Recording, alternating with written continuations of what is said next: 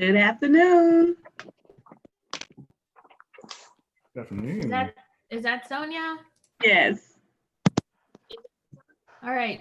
It's there now. Jamel, can you do a test real quick? Are you there? Yes, Yes. I can hear you. We're live now. Okay, so yeah, change devices. I've got a laptop, I've got an iPad, an iPhone. I'm gonna turn on my jetpack and I should be okay. All right, good. Okay, and just so folks know, we are live on our YouTube page right now.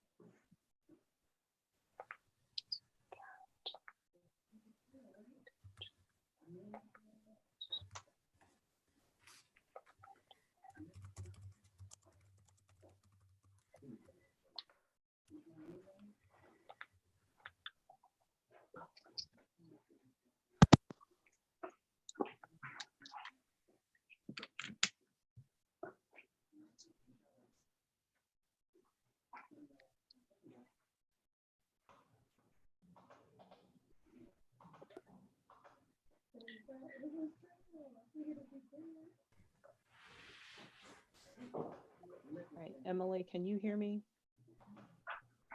Yes, ma'am, I can hear you. Okay, never mind.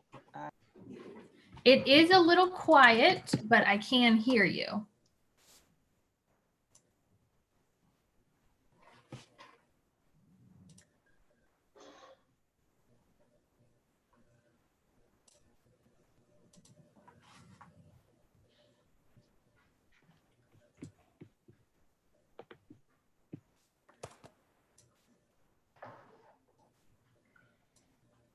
Hey, Emily, can you hear me now? Is that Sam? Yep. Yeah. Yes, I can hear you. Okay. And just so folks know, we are live on our YouTube page. Emily, can you hear me? Yes, Diane, I can hear you. Thank you. Okay. Emily, it's Susan Williams. Can you hear me? Yes, Susan, I can. Oh, good. Hopefully this technology holds. Emily, Good this is afternoon. Tammy. Real good. Hi, Tammy, I can hear you. Actually, my internet connection has been fairly unstable. I don't know if there are just a lot of people using Zoom in this area or on the internet, but I'm going to try to use the chat function. Okay. If that's okay, just to Yeah. help you. Tammy, one other thing that may be helpful that I know when I have an unstable internet connection is I just take my video down so that I'm only running on audio, and that often seems to help as well. Okay, thank you.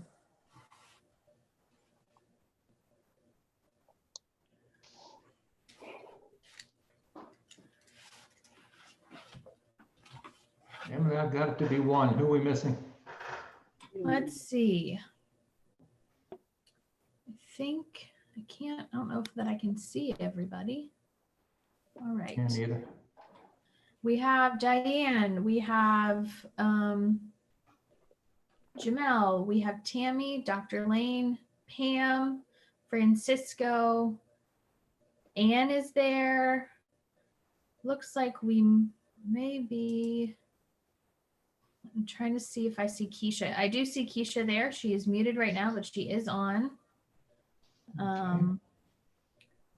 So I Want to get think started? We'll do the roll call. yeah, let's go ahead and We're ready. Is Dr. Lane on? yes, Dr. Lane is on. Good. Good afternoon. Yeah, good afternoon, James. Good Okay, we're going to call the virtual meeting of the Board of Education to order. Because we are not all in the same room, we're going to do the roll call. Ms. Atkinson, Present. Ms. Davis-Vaught, I know I saw her before. Thank you. Dr. Duran, Present. Ms. Holton. Present. Good morning, all. Hey, good morning. Dr. Mann, Good afternoon. Present. Dr. Pexton, Present. and Dr. Wilson. Present. Perfect. First order of business will be the approval of the minutes from various board meetings. As you know, this is the first board meeting we've had in a while in which we can conduct regular business. And this was made possible by, I guess, language recently passed by the legislature. So have you had a chance to review the minutes of our January 22 and 23 meetings, the March 20 meeting, and the April 2 meeting? And if so, and if there are no changes, can we have a motion to adopt those minutes or a motion to adopt with revisions? I make a motion to adopt the minutes. Thank you, Dr. Duran. Is there a second? Second, this is Dr. Wilson. Thank you, Dr. Wilson. And just to be sure, because this platform is so difficult at times to do, did anybody have any objections or corrections for the minutes? I did. I had one, Dr. Gecker. The April 7th minutes, associated comments that I made regarding social emotional resources, and I actually believe it was Ms. Davis' fault that made those comments. I certainly endorse them as a mental health professional, but I wanted to make sure the minutes reflected that accurately. That's the April 2 meeting minutes? Yes. Correct. All right. We can make that change, and we'll make sure that that's noted correctly before we post the final minutes. Right, I assume Ms. Davis thought there's no objection to that? No objection, sir. Thank you very much. All right, we may, I guess what all votes by roll call today is what Emily has told me. So we have a motion to approve the minutes as corrected. Ms. Atkinson, Aye. Ms. Davis Follett, Aye. Dr. Duran, Aye. Ms. Holton, Aye. Dr. Mann, Aye. Dr. Pexton, Aye. Dr. Wilson, Aye. and I vote aye.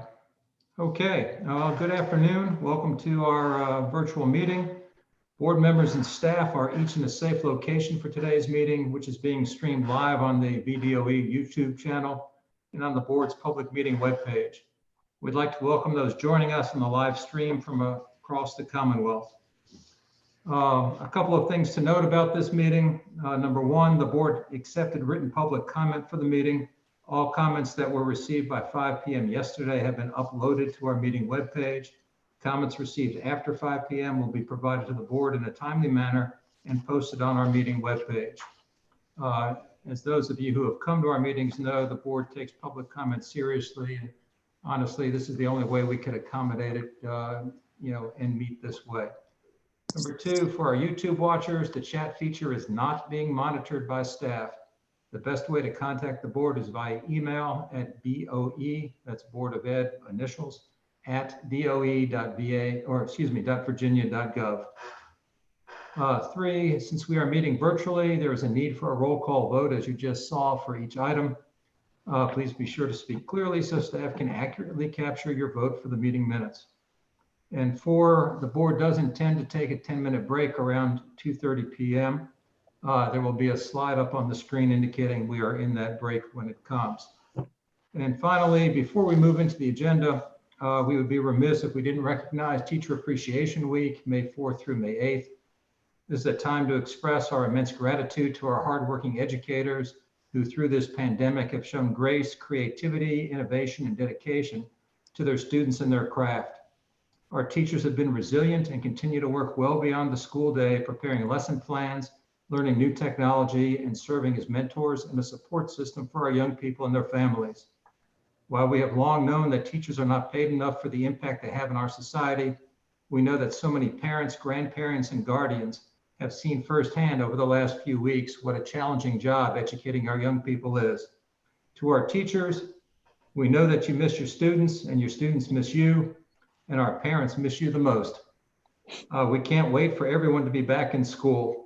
For for the many contributions our educators make daily to their students, to their schools, and to their communities.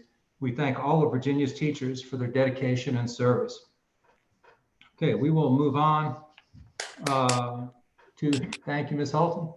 We will move on to the consent agenda. There are 5 items on that agenda. Does anyone want to pull anything from the consent agenda, or is there a motion to adopt the consent agenda in its entirety?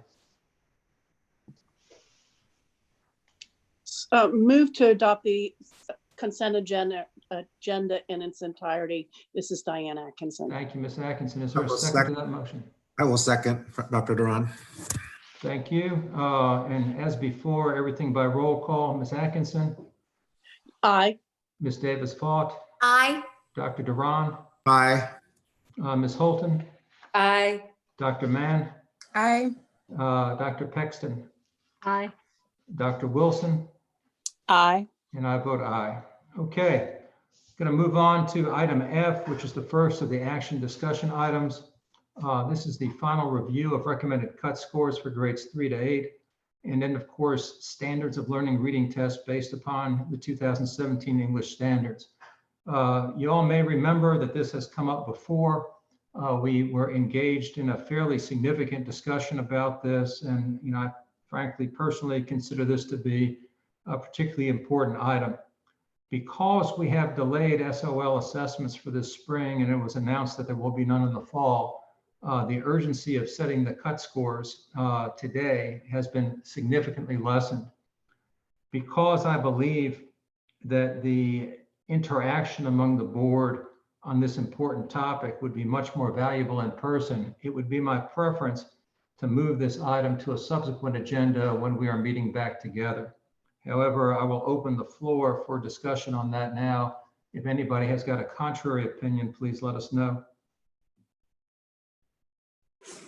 Mr. President, I don't have a contrary opinion. I want to just agree with you and second that. And I think that having an in-person conversation about this would be very meaningful and helpful. Thank you for bringing that up. I fully support that. Thank you, Dr. Duran. Is there anybody else who'd like to comment on this issue? I concur. This is Tammy Mann with what's been stated. I would appreciate that opportunity. Thank you, Dr. Mann. Anyone else? And again, I know this is awkward because I can't really see all of you and the body language looking to speak. So if anybody wants to, my goal here is to move through expeditiously, but not such that we cut anybody off who has anything to say. Thank you, Mr. Gecker. I totally agree. Thank you very much. Okay. Hearing no dissension to this, we're going to go ahead and move this item to the next agenda, where we may defer it again, depending upon how we're meeting. We're going to call in item G, the final review of Virginia's Perkins V plan, state plan. Excuse me, Mr. President Yes. Gecker. This is Jamel Wilson. I just have a question. Do you need a motion formally to move this item since it is listed as action? I actually think, and I guess Susan's on the phone, I think I can do it as a chair's prerogative. But Susan, is that right? I do think that would be the best way to go, simply because you approved the agenda and the way it was drafted. So, yes. Which is the best, take a vote or to? Yes, take a vote. I'm sorry. All right, well, thank you, Dr. Wilson, then. We'll take a vote. So the motion is to defer this item to the next meeting. Ms. I Atkinson? second that. Thank you. Ms. Atkinson? Aye. Ms. Davis-Fought? Aye. Dr. Duran? Aye. Ms. Holton? Aye. Dr. Mann? Aye. Dr. Pexton? Aye. Dr. Wilson? Aye. And I vote aye. Thank you very much. All right, now we'll move to item G, final review of the Perkins plan. Mr. Wilcox, Good afternoon, Mr. Decker. how are you, sir? Fine, and you and members of the board. I will say, sir, before you start, and I should have mentioned this at the beginning, how delighted I am to be able to see all of you again. It seems it has been much too long, both for the board and for the members of the department who support the board's work so ably. So I hope you're doing well, Mr. Wilcox, and we look forward to the presentation. Thank you, and we certainly appreciate the leadership the board is providing in this challenging period. Today, we present for final review the Perkins V four-year state plan. May I advance the slide?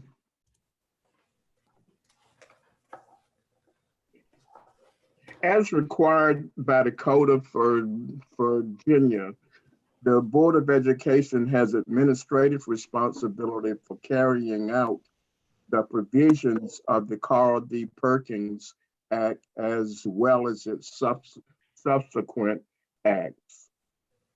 This program serves over 650,000 students annually across the Commonwealth. Following the report and first review by the board at its January meeting, the staff has focused on the following primary areas: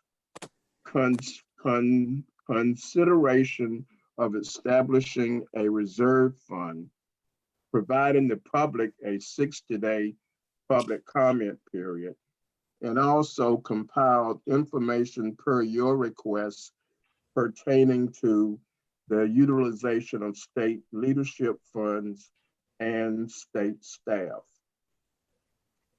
Next slide. Next slide. Is that, George, have I gone too far? Right there. Thank you. Okay. Emily, I'm not seeing the slides at all. Maybe others are. I'll just pull them up separately. Can I just real quick, can others see the slides that I'm sharing? I can see that. Yes, I can see Yeah. slides. Okay. They're magnified pretty large, so I can't really, maybe I did something on my screen to change the Zoom function, but Okay, I've got them now. I don't know what I did, but I had done something. Now I've got them. And if by chance there are folks that can't see them, they board members, they're in your electronic board book, and for the public, they're also posted on the public meeting webpage. Yep. In advance, one slide, please. Okay.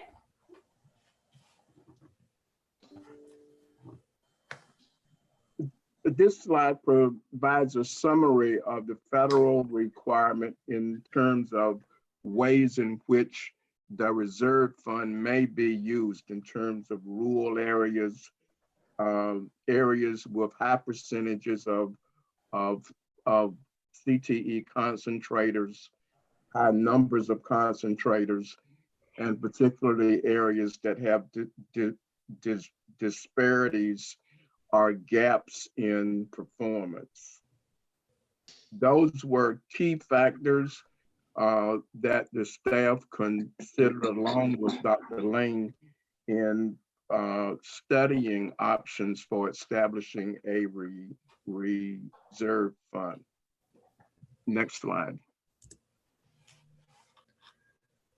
At the January meeting, this is a summary slide of what we presented with a 10-year projection of anticipated revenue based on a 10-year projection. And in looking at a 10-year projection, we had averaged a 5% increase in Perkins funding each year. However, since the January meeting, we have in fact received our actual allocation for the 2021 school year, and those numbers came in substantially under the 5%, but slightly above what we had previously received. And if you move to the next slide, Emily. This slide presents the same concept of a 10-year projection and phase-in of a reserve fund based on our actual 2021 estimated grant award, which is $28,777,108. This 10-year plan moves from a 1.6% reserve fund establishment to a 4% reserve fund establishment in a 3-year window. We were careful here to ensure that all school divisions would continue to receive a degree of increase each year and also maintain the 85-15 split of funds between secondary and post-secondary. During the public comment period, there was considerable comment, as you have in the extensive report of the plan on school division support of maintaining the 85-15 split. Dr. Lane may at some point want to speak to the establishment of the reserve fund, but we have spent considerable time in ensuring that if the state established the fund, that school divisions would continue to receive an increase, as well as being able to have focused services across the state. Next slide. George, if you don't mind, I'll just interject real quick Sure. since you opened the door for that. Board members, as Mr. Wilcox shared, slide 4 was our presentation in January. Slide 5 was updated based on your request and recommendation. And the board was essentially asking us to see how we could get quicker to the rates at which you would like to see us be able to fund some of the priorities, for instance, work-based learning coordinators.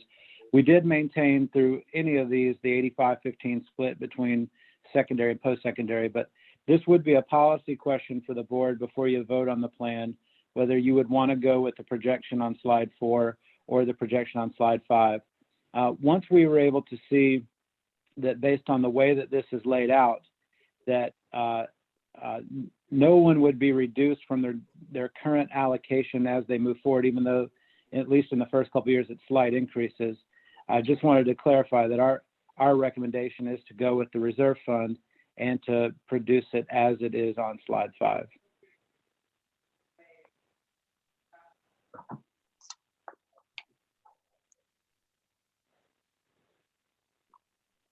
Thank you, Dr. Lane.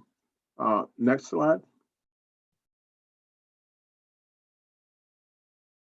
Other areas in which we discussed during the January meeting and continued to receive support from the field was that the state would utilize 2 of the 3 quality indicators, those being recognized post-secondary credential and work-based learning. Slides 6 and 7 provide a summary statement pertaining to both of those types of quality indicators. Next slide. The recognized post-secondary credential measures the percentage of CTE concentrators graduating from high school with a recognized post-secondary credential. And next slide, which is work-based learning, measures the percentage of CTE concentrators graduating from high school in sustaining instructional practices pertaining to industry. Next slide. We also discussed at the January meeting that we had worked close with the accountability and assessment office in establishing the target levels for each of the rates that we must report on. This chart provides a summary of those, and in each of those cases, as reported to you a year ago in the annual report, our actual outcomes have been slightly above these projection targets that are being prepared for submission in the state plan. Next slide. And I'll yield now to Dr. David Escherman, who will discuss state leadership activities and a couple of other important points. Thank you, Mr. Wilcox, and good afternoon, President Gecker, members of the board, and Dr. Lane. It's a pleasure to serve the Commonwealth. Under the first review of the Perkins V state plan, the board did discuss the split of funds and the reserve funds and requested under second review that we provide additional information related to how state leadership funding was being used. And a great place to start is understanding that when Virginia receives federal funds, it is split between state funds up to 15% and local funds. So looking at the state funds up to 15%, 5% is identified for administrative funds, which I'll talk about a little bit later in the presentation. But what I want to talk about and what the slide is in front of you, there are 4 slides that I'm going to go through to provide additional clarity related to state leadership funds. And we encumber up to 10% under state leadership funds. In the slide that is before you, or was before you, that will come back up. Okay, this slide is the first category. Go back one. Sorry. This is the first category that identifies required use of leadership funds. And Perkins V does require up to 2% of the leadership allocation go to institutions. Currently, Virginia allocates 0.7%, so we are under that 2% cap for institutions. And those institutions are the Department of Corrections and the Department of Juvenile Justice. Also required under state leadership is funding allocated for services that prepare individuals for non-traditional fields. And we in Virginia have funding set aside to do that through the Weldon Cooper Center. And they also provide what we call our trailblazers, which provide school divisions high quality data looking at demographics and labor market data, along with policy and program analysis. Also in this required category is a completer follow-up survey, and Perkins V continues that requirement, where we study program completers following high school graduation. And Virginia conducts the study 1 year after graduation. Also in this category is a requirement through the U.S. Department of Education that requires grant recipients to conduct local on-site monitoring of subrecipients. So all of this is under what we call our category of required leadership, and that's funded through our leadership funds. The next slide is another category that we are targeting in certain focused areas where we want to pay particular attention, particularly as we move forward with Perkins V. And something that's new, the first one that's on this slide, is a state affiliation for NAEP, which stands for the National Alliance for Partnerships and Equity. And this is an opportunity for the state of Virginia to have an affiliation. And by us doing this, each of the local school divisions would actually be able to affiliate and benefit from the resources aligned to non-traditional careers, as well as get those services at a reduced cost, since the state would be affiliated. So that is an item that's new. Under this area, we are also looking at expanding services for the academic career plan portfolio, which is a requirement, and this will expand services that we provide through CareerView to actually include a career plan portfolio for students in Virginia. Also on this category is expanded services for a new teacher institute. This is a category that we've been doing, but it's been expanding, and it's instructionally designed specifically for CTE teachers who are transitioning directly from business and industry to the classroom. It's a fantastic opportunity for professional development, which in our case, moving forward right now will be online. But we're looking to expand those opportunities, and the numbers and the interest continues to increase. And lastly, on this category is expanded services for Experience Works, which is an opportunity that we convene business and industry and educators around work-based learning opportunities.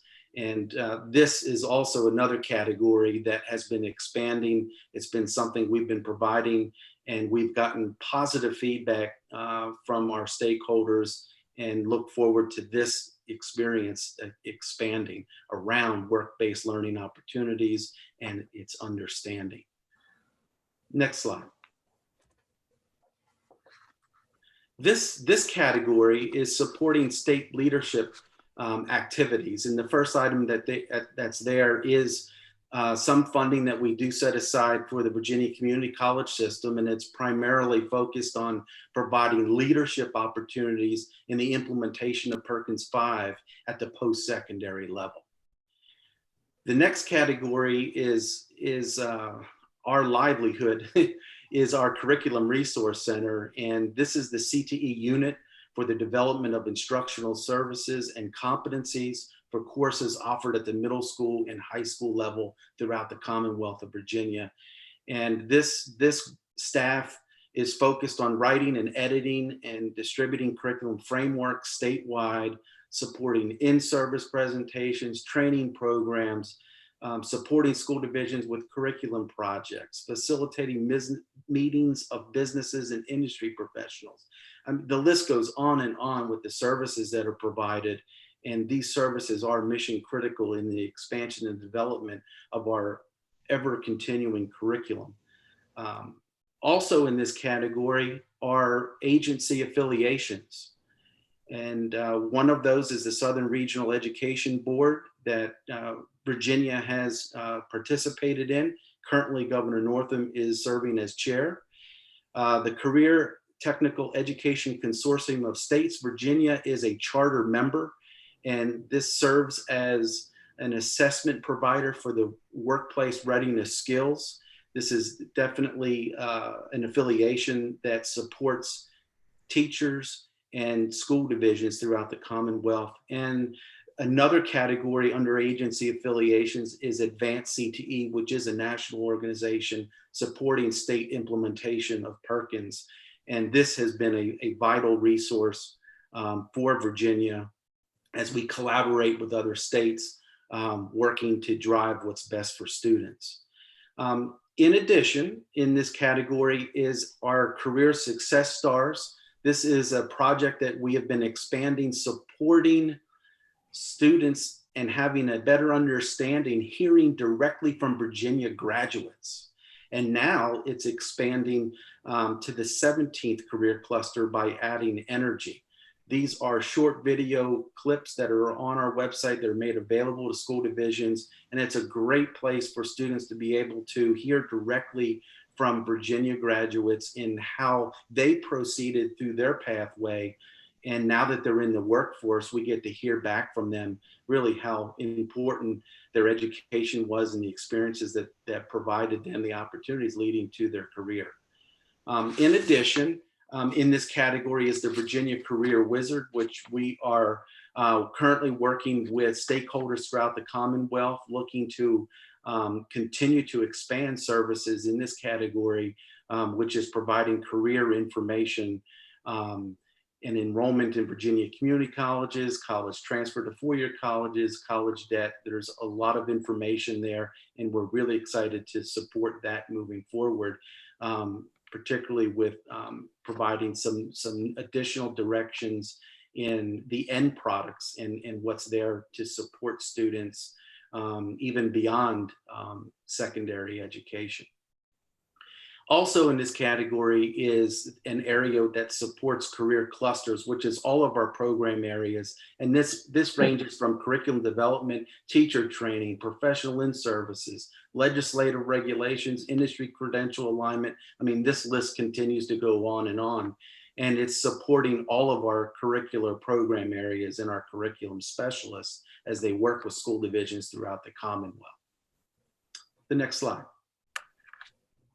And this slide is merely there to give you the overall of our state leadership funding. It is 2.8 million. You can see the categories that I just broke down for you.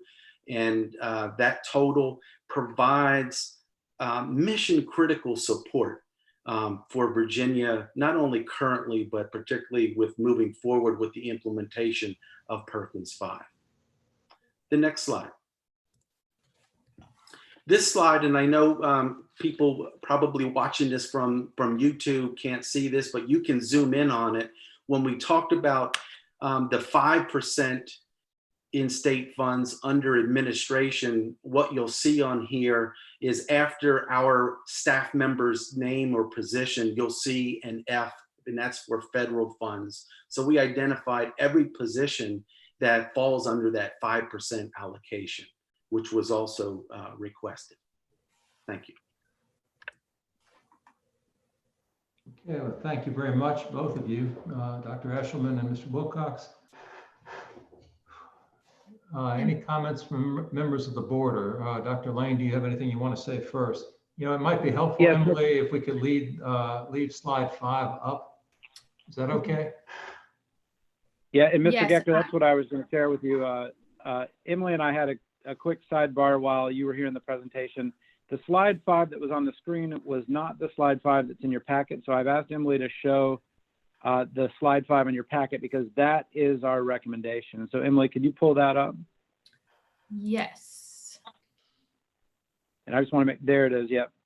The slide 5 that showed on the screen when we were talking before was not this slide, but this is what is in your board book and what's on the public page. And this was our recommendation in March and remains our recommendation. Still maintains the 85-15 split, but it does have the faster allocation of the reserve fund. So I just wanted to clarify that because I was looking at your board book and it came to my attention that you did not have this version on your screen. I thought part of the presentation was building up to 4% in 3 years, as opposed to, looks like 1. Yeah, so at the last board meeting, the board asked if we could show a version of it that got it quicker. And I wanted to make sure that we would not see secondary reduced in funds. When we got this before your March board meeting, we were able to show that secondary would not have a reduction in funds and we could get to the number faster. So based on the board's feedback at the last one, once we saw that that did not lead to a decline, our March recommendation changed to this quicker projection to the 4% and then escalating to the full 15. Okay, are there any comments or questions by members of the board? Mr. Gecker, I have one question.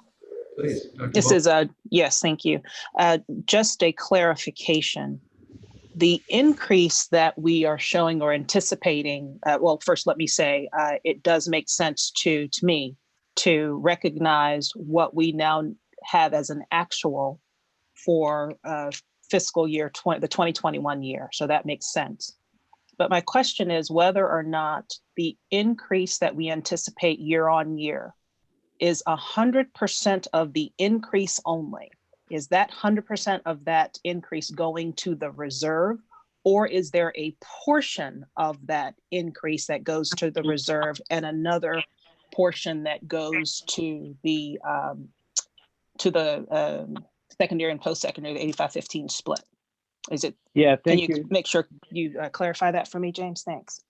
Yeah, thank you, Dr. Wilson. If you look at what we have on the screen now, you will see that in the first year, while we're first creating the fund, a majority of the increase goes to create the reserve, and only about 170,000 goes to secondary and new funds, and 30 or 40,000 in post-secondary.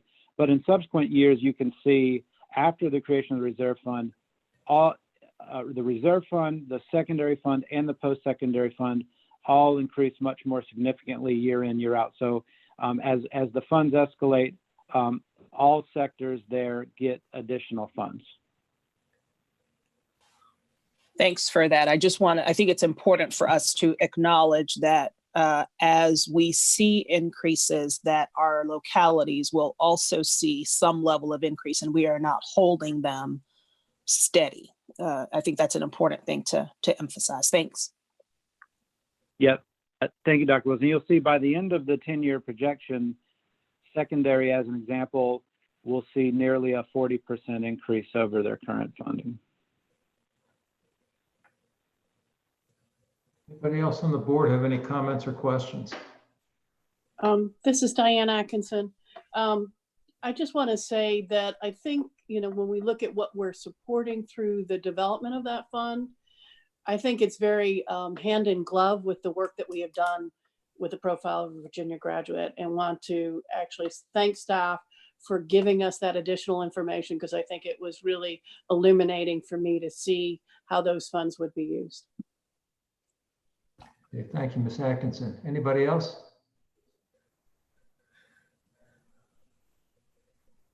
I don't hear anybody else. And like I said, I can't really see everybody on the screen at the same time. So I guess we're at the point now where you want a motion to adopt basically slide 5 and the rest of the plan as the board's recommendation going forward. So moved. Thank you, Ms. Atkinson. Is there Second. Second. Sorry, I missed the second. Second. Thank you, Ms. Davis-Vaught. All right, we'll do roll call again. Ms. Atkinson? Aye. Ms. Davis-Vaught? Aye. Dr. Duran? Aye. Ms. Holton? Aye. Dr. Mann? Aye. Dr. Pexton? Aye. Dr. Wilson? Aye. And I'll vote aye also. Okay, that carries. Thank you very much. And thanks to both Mr. Wilcox and Dr. Eshelman. Mr. Wilcox, I guess you're up again for item H.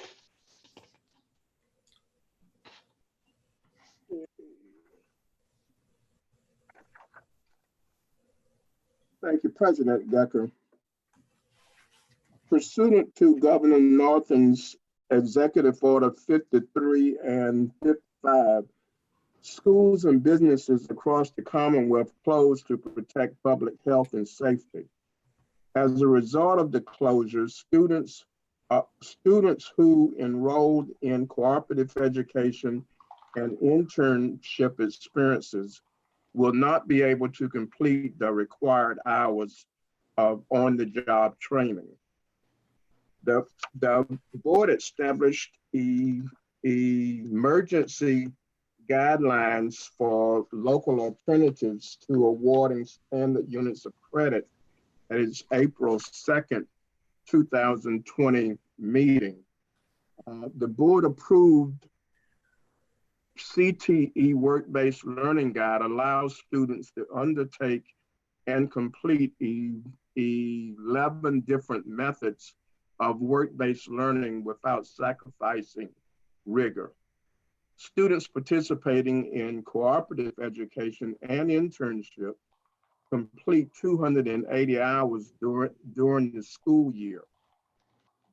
In order to provide school divisions emergency flexibility in instructional experiences pertaining to co-op and internship, this item presents to the board an option for reducing the 280 hours of required on-the-job training to 140 hours for school year 2019-20.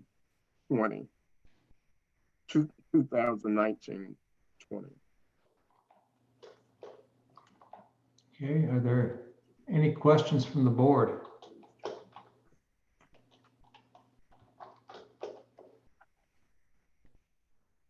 I'm not seeing or hearing anyone. So the superintendent has requested that we approve these. Is there a motion to do that? So This is Tammy. moved. Hang on. Tammy. Dr. Wilson, was that you on the motion or the second? That was me on the motion. Thank you. And the second? Tammy Mann. Thank you. And again, I apologize that this is not as easy as it may look. So roll call on this one. Ms. Atkinson, Aye. Ms. Davis-Vaught, Aye. Dr. Duran, Aye. Ms. Holton, Aye. Dr. Mann, Aye. Dr. Pexton, Aye. Dr. Wilson, Aye. and chair votes aye. Okay, that covers item H. Thank you. Item I, final review of the proposed revisions to Family Life Education Board of Ed guidelines and standards of learning for Virginia Public Schools. Dr. Hollins? Thank you so much, President Thank you, sir. Gecker. Good afternoon, board members, President Gecker, Vice President Atkinson, and Dr. Lane. I'm with you today to speak briefly about the final review of proposed revisions to the Family Life Education guidelines and standards. So this is something that the board had for first review at their January meeting. And we had some additional opportunities to seek public comment and held 2 sessions, one in February in Williamsburg and one in March in Roanoke. And I want to take this opportunity to thank Ms. Atkinson, Dr. Wilson, and Ms. Davis-Vaught for their collaboration with us and helping to manage those opportunities. It was really a great opportunity to hear from the field and get some additional information on the standards. And so I hope we'll have an opportunity to review some of that information that was shared with us. After the public hearings, staff took that information, as you can see in the board item, made sure to summarize all of it and also identify where some of the areas for update and changes could be made and where other items lent themselves to a more comprehensive review of these standards. As a reminder, the review that we're looking at today contains updates and changes that are as a result of General Assembly legislation from both the session in 2018 and 2019. We had a stakeholder group that was made up of practitioners and teachers of family life education in the Commonwealth meet to review the pieces of legislation and to integrate that new content into the relevant standards. And so the table that you have really does a nice job of summarizing that information and walking through each of the pieces of legislation that were appropriate to include and thus update the standards. I do want to make a note as I wrap up my very brief remarks that obviously you can see from the quality and quantity of stakeholder feedback, I think the item that we discussed in January still holds true, that we are still seeking and preparing to do a more comprehensive review of the family life education standards. I've spoken at length with my colleague in teaching and learning, Assistant Superintendent Michael Bowling. And once we are able to take the time to gather additional input and take into consideration all that was shared with us, the board and, the department will be seeking to do a comprehensive review of these standards in partnership across the 2 departments in order to make sure that many of the questions and concerns we heard from the field will be answered. I think a lot of things we heard from folks are the need to be hooked into some curriculum resources, as well as just some of these more relevant and recent updates from the General Assembly, just the need to have folks in the field understand how they can appropriately address them and integrate them into their current instruction. So with that, I will bring my comments to a close. I'm more than happy to take any comments or answer any questions that the board has. Okay, members of the board, are there any, thank you, Dr. Hollins. Members of the board, are there any comments or questions at this time or discussion on this item? This is Diane Atkinson. Based on the public comment that we received in Williamsburg, one of the things I would suggest, maybe ask, is that when we send these out, that we acknowledge up front that was not a comprehensive review and that the changes embedded in the new standards are those that are just reflective of the requirements from a recent legislation. Folks were very clear about their concern about the process.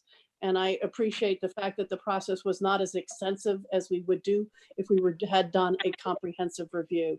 And so I just want to acknowledge on the front end that the circumstances and let them understand when they get these that they are, sorry about the phone ringing in the background, that they are merely reflective of changes required by the General Assembly.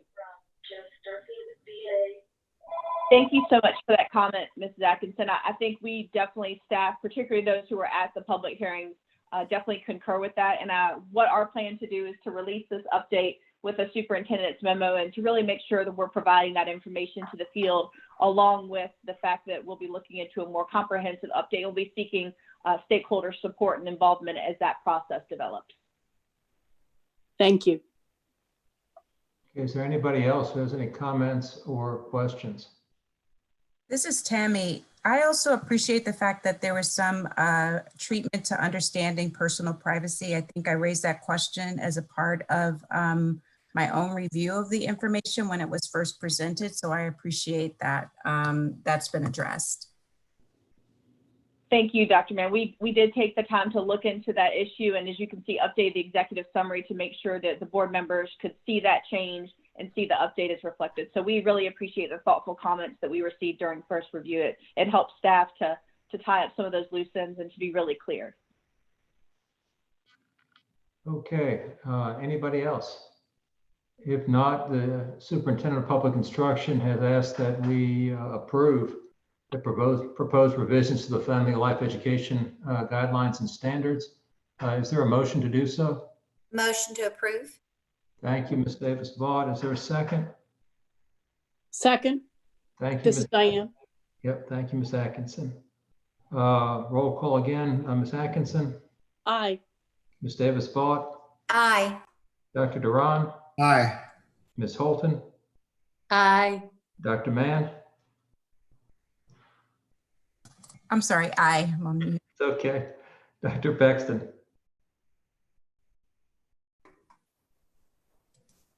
Did we lose Dr. Paxton? I'm checking now to see if we lost her. She is still there, but she is muted and may have just had to step away. Okay. Dr. Wilson? Aye. I apologize. This is Dr. Paxton. Aye. Perfect. Thanks. You almost left me with an awkward dilemma, so appreciate you getting back. All right, that one carries. We will move on to item J, and thank you, Dr. Hollins. Thank you. First review of proposed revisions to the computer technology standards of learning.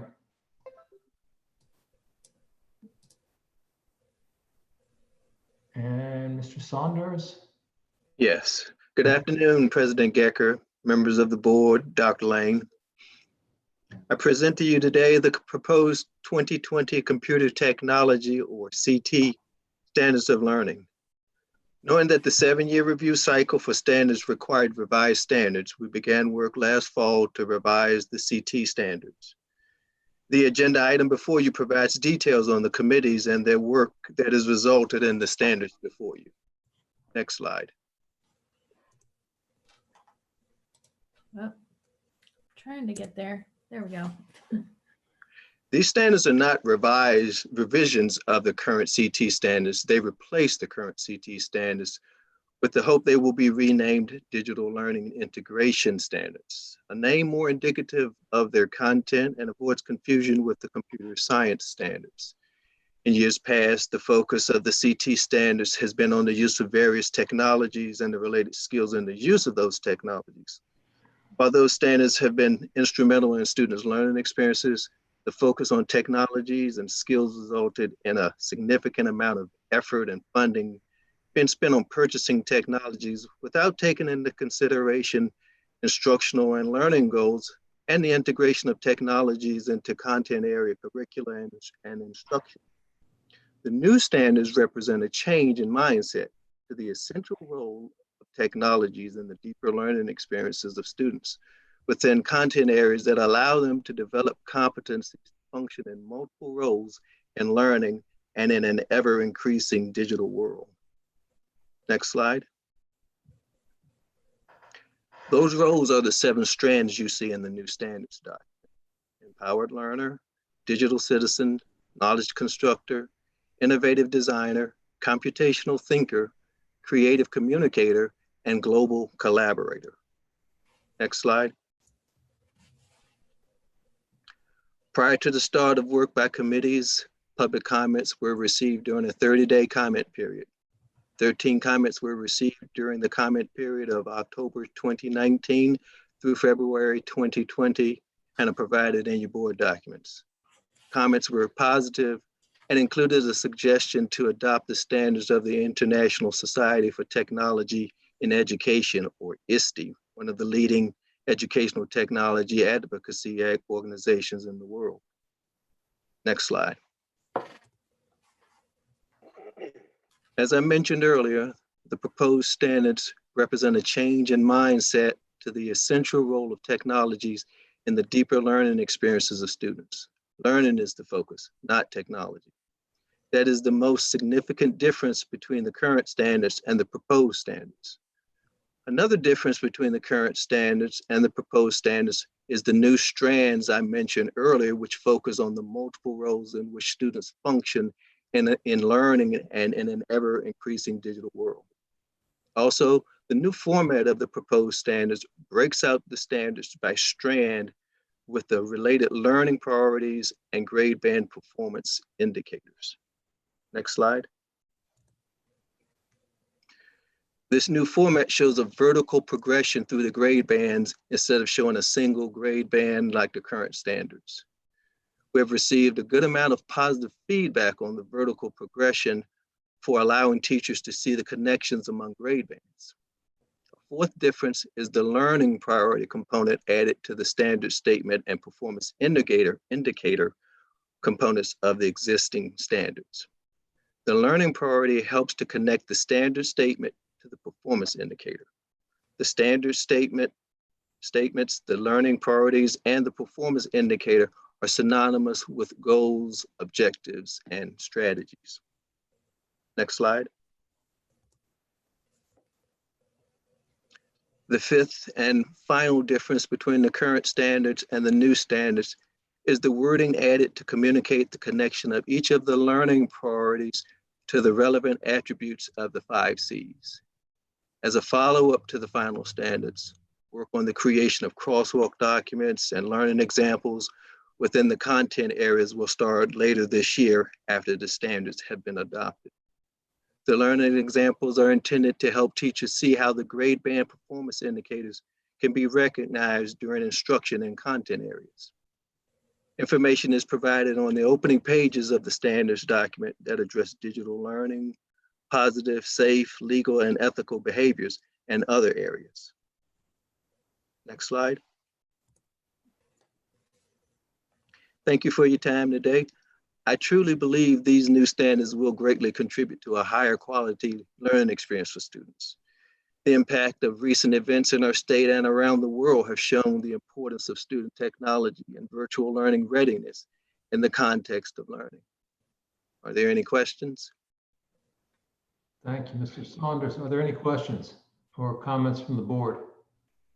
Mr. Gecker, yes, thank you. May I?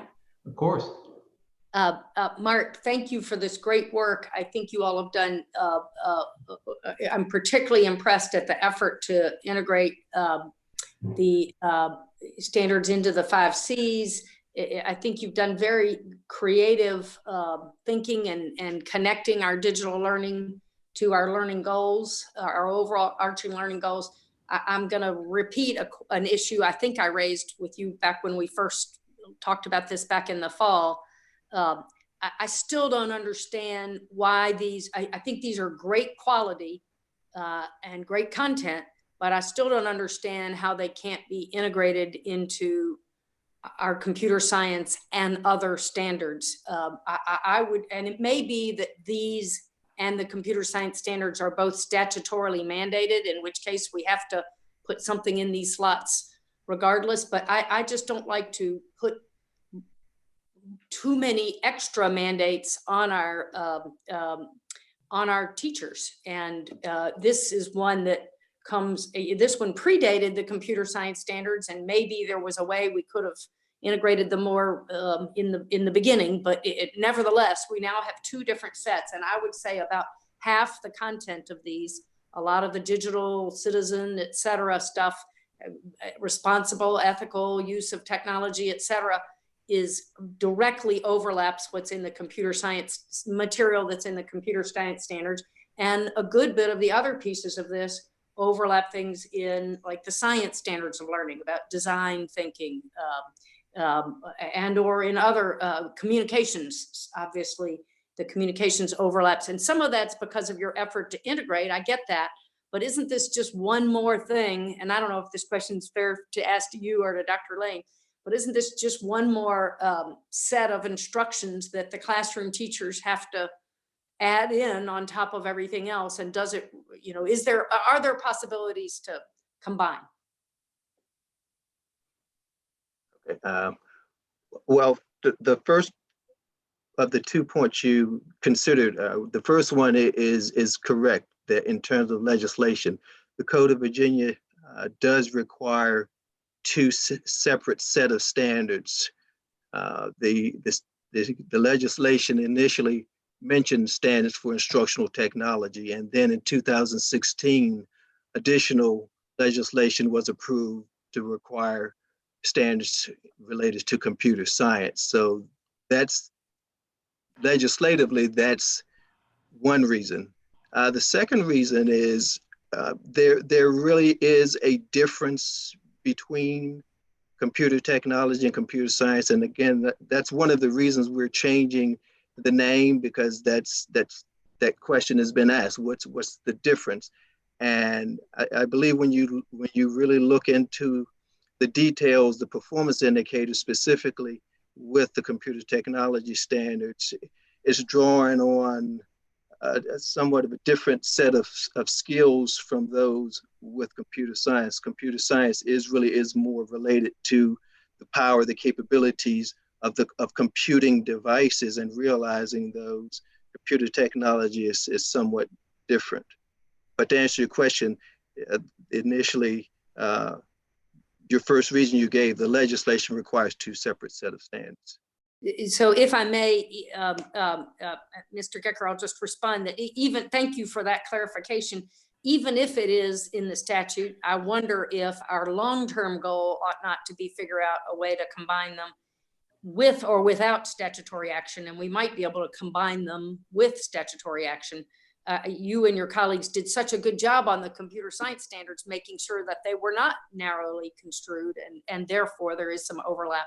And I don't know whether you've gotten any, you know, my only reason for push, and so it may be we need to adopt these now and then have an eventual goal of figuring out whether there's a merger possibility. But my really only concern is the one more thing for the classroom teacher to have to manage. And if we're not hearing pushback from the field, then maybe that's not a problem. I don't know whether other colleagues have thoughts on it.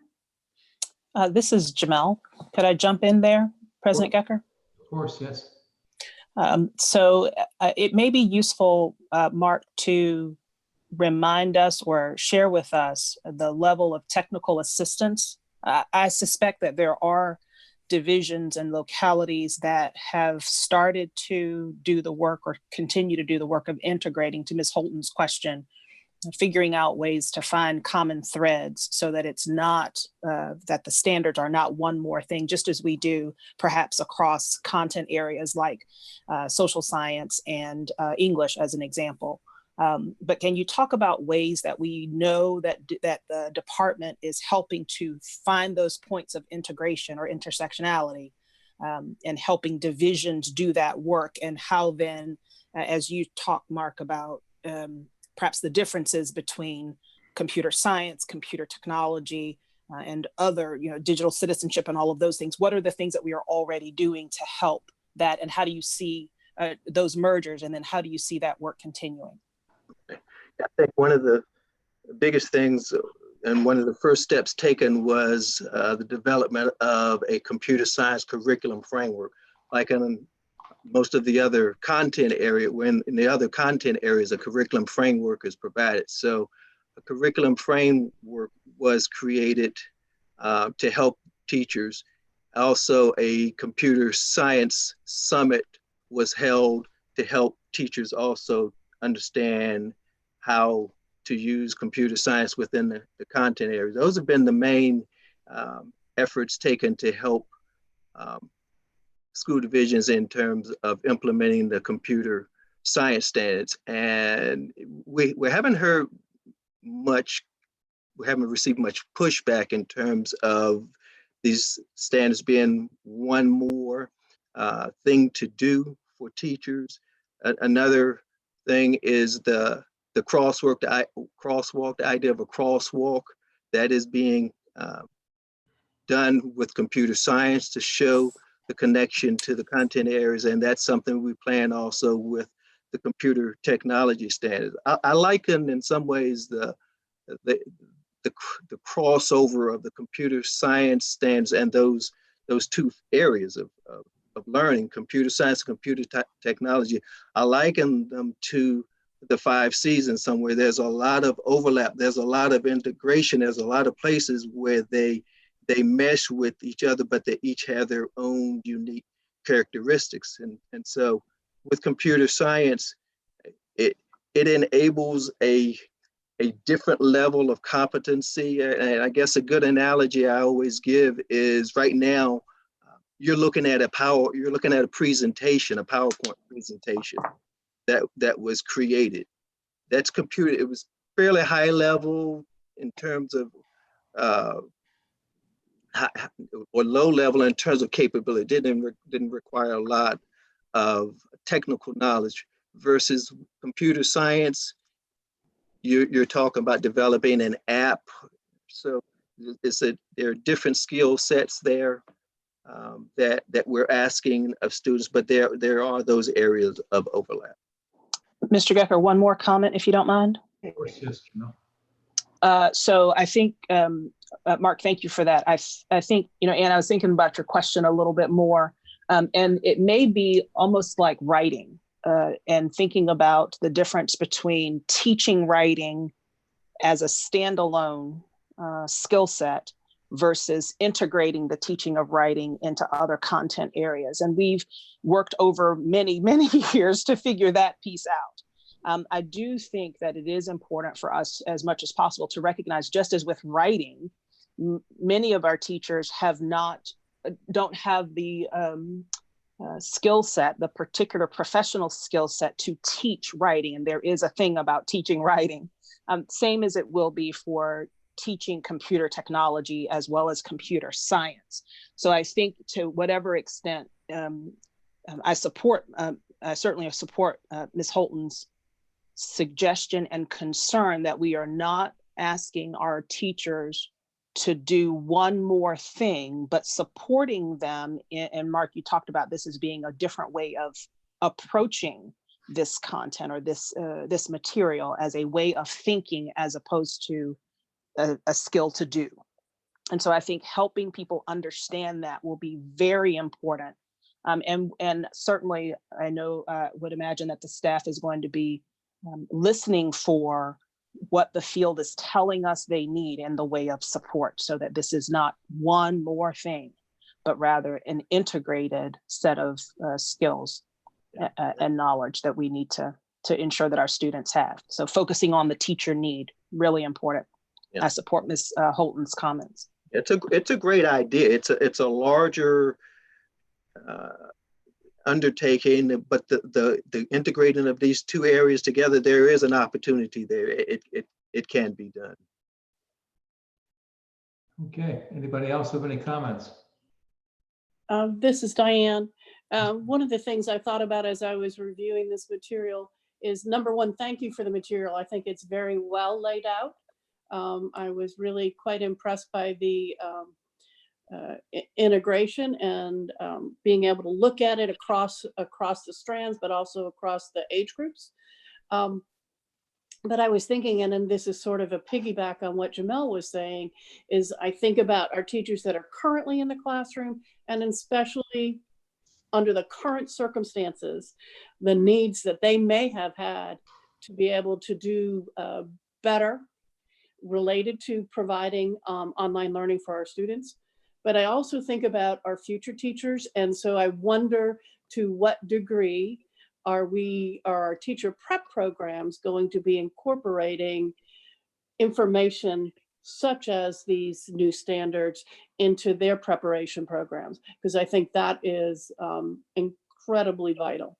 Yep, you are exactly right. It is very similar to the task laid before us with the computer science standards, maintaining that connection with the teacher prep programs to prepare those teachers. So it's very similar to the task that we have with computer science. So just as we continue to work with our institutions of higher education in terms of computer science, we will do the same with computer technology.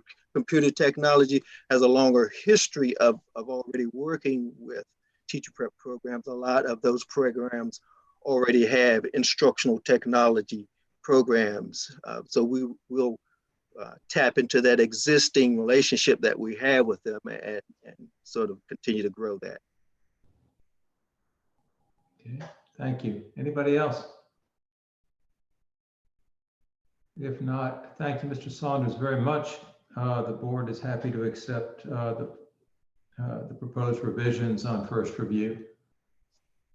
Item K, first review of the advisory board on teacher education and licensure recommendation to establish dual language endorsements. Good morning, Dr. Can you hear me? This is Patty. Hello, Patty. How are you? Hi, good to hear and see you. President Gecker, members of the board, and Dr. Lane, it's so nice to be here with you today. It certainly is my pleasure to present for first review the Advisory Board on Teacher Education and Licensure recommendation to establish dual language endorsements pre-K through 6 and the regulations governing the review and approval of education programs in Virginia. First, I want to publicly thank the work group for dual language for its excellent work. And the Board of Education approved requirements for dual language pre-K through 6 endorsement for the licensure regulations for school personnel on November 14, 2019. On January 13 of 2020, the Advisory Board unanimously recommended proposed regulations for dual language endorsements to be added to the regulations governing the review and approval of education programs in Virginia. Since I presented detailed background in November and you have reviewed the board item, I will not present that information again. The document before you today is a companion to the licensure regulations already approved by the board in November that outline the competencies required in educator preparation programs for these endorsements. The Superintendent of Public Instruction recommends that the Board of Education waive first review and approve ADTEL's recommendation to establish dual language endorsements pre-K through 6 in the regulations governing the review and approval of education programs in Virginia. Thank you. Thank you. Are there any questions by members of the board or discussion? I'm not seeing any or hearing any. Is there a motion then to waive first review and adopt these regulations? Make the motion to waive first review and adopt these. Okay, thank you, Dr. Duran. Is there a second? Second. Thank you, Ms. Davis-Vaught. Just to be sure, is there any comment or question? If not, the roll call, Ms. Atkinson? Aye. Ms. Davis-Vaught?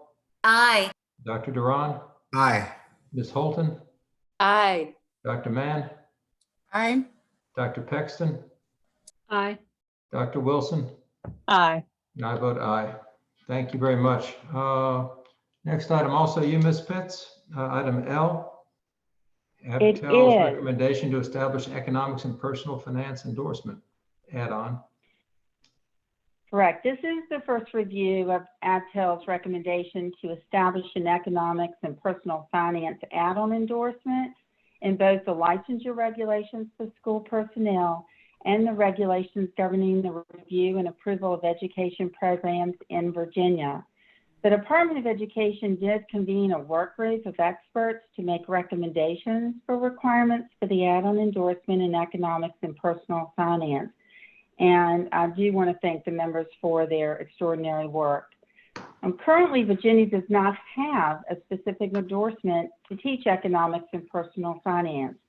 Teachers holding a Virginia license with endorsements in specific areas of career and technical education, social sciences, and mathematics may teach the courses. The add-on endorsement will expand the number of educators who may teach the economics and personal finance course. ABTEL received the work group recommendations, and in addition to the requirements that ABTEL is recommending for the add-on endorsement, they further recommend current teachers of the course be grandfathered to receive the add-on endorsement in economics and personal finance without an application fee, and that the board approve a 2-year window of time for teachers to seek the endorsement prior to the add-on endorsement being required statewide. That would give teachers time to get the endorsement, those interested, before it is required statewide. You have the recommended endorsement requirements before you, but I'd like to briefly go over the requirements an individual would need to complete based upon the recommendations of ABTEL. They would have to complete 6 semester hours of economics, or 3 semester hours of economics in a non-college credit institute in economics, and 6 semester hours of finance, or 3 semester hours of personal finance and a non-college credit institute in finance. The non-college credit institute could be offered by a school division or a regionally accredited college or university as proposed by ABTEL. The superintendent's recommendation is as follows: that the Board of Education receive for first review ABTEL's recommendations to establish an economics and personal finance add-on endorsement in the licensure regulations for school personnel and the regulations governing the review and approval of education programs in Virginia. So if you have any questions, I'd be happy to try to answer those. Are there any questions? Thank you, Ms. Pitts. Mr. Gecker. Okay. Ms. Atkinson? This is Diane. So there are, in addition to the changes in the regulations, my understanding of the item is that when we get to vote on it the next time we meet as a board, is that we also need to approve the plan for implementation. And so I just wanted to highlight that, because I believe there's a related to grandfathering, the current teachers, and then the 2-year time period, which is separate and apart from changes in the regulations. Yeah. Mr. Gecker. Dr. Lane? Thank you. Thank you, board members, for giving me a chance to speak on this item, and Patty, and to all the members of ABTEL, thank you so much for putting this together. Mr. Gecker, I wanted you to know that the department plans to make recommendations in adjustment to what ABTEL has recommended. And I wanted to let you know a couple concerns we had with the ABTEL recommendation. We did not change anything for your presentation today because we wanted you to purely see it as recommended from ABTEL. And just so you know, I've had one conversation already with Dan Mortensen, who is the head of the Virginia Council on Economic Education. And by the time this comes to you on second review, we'll do some additional engagement. But when Ms. Pitts was walking you through ABTEL's recommendation, and if you're in the document, attachment B lays out the add-on endorsement requirements, and as was mentioned, you would be required to do 6 hours of economics, and you could achieve that by 3 hours of economics and a non-college credit institute in economics, so that you could essentially do a course and then a 45-hour block to earn that. And then the teacher also has to do a 6 semester hours in finance, which could also be achieved through 3 hours in personal finance and then a non-college credit institute. And to be honest, when we originally talked with the Virginia Council on Economic Education, who was really pushing for this add-on endorsement, we had initial conversations that led us to believe that the non-credit institutes would be the primary role that this would be done. And we have some concerns about asking teachers to take 12 college credits to do this. As you know, this is a graduation requirement. And when it was first made a graduation requirement, there was not necessarily additional funding provided to implement the course. And so many school divisions implemented this course with a variety of teachers that made it possible to offer this in schedules. And so, you could have physical education teachers teaching this, career and technical education teachers teaching this, social studies and history teachers teaching this, and maybe even mathematics teachers, amongst other endorsement areas. Now, whereas we appreciate that those folks would be grandfathered, we still believe that predominantly in schools, this will be taught by teachers who have an endorsement in another area and are teaching other subjects. And that's why it's an add-on endorsement, be an add-on to their current endorsements to be able to allow them flexibility in their schedules to teach this course. And we just believe that 12 college credits is a higher standard than we were thinking for this requirement. And so the department is going to look at some options, and upon second review, we'll lay those out for you. But initial thinking that we have right now is to ask the board to consider maybe half of these requirements, which would be essentially 3 hours in economics that could be completed through a non-college credit institute, and 3 hours of finance, which could also be completed in institute, so that teachers could choose, rather than only earning this through college credit, at least in the first 6 hours, that all of the endorsement could be done through institutes in economics and institutes in personal finance. And so we will make final decision making before second review, but I didn't want you to leave this item without knowing the department does plan to make some recommended changes. Mr. Gecker? Yes, ma'am. This is Jamel Wilson. I'd just like to ask Dr. Lane or Ms. Pitts. I appreciate, Dr. Lane, that explanation. I was curious about why we are making this recommendation at this particular time, and kind of where the impetus was. And so I don't know if we have beyond the October date, which is in the materials. I just am curious about why now, so if you can help us understand that a little bit more. Yeah, thank you. And I alluded at that, but I'll certainly go into more depth. Thank you, Dr. Wilson. The impetus really came from the economics education, Virginia Council for Economics Education. They came to us, and to be honest, as we've looked in our schools, we feel strongly about our economics and personal finance programs.